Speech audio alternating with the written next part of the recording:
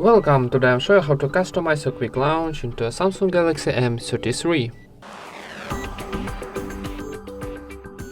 First of all, open your settings, then scroll down and find Advanced Features option.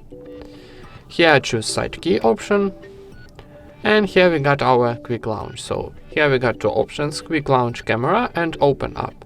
If we choose open app, we can customize by tapping on the settings and choose another app, maybe contact will be nice. So okay, let's try. Double press to our power key. One more time. Okay, and our contacts apps is activated. And that's it. Thank you for watching, leave thumbs up and subscribe to our channel.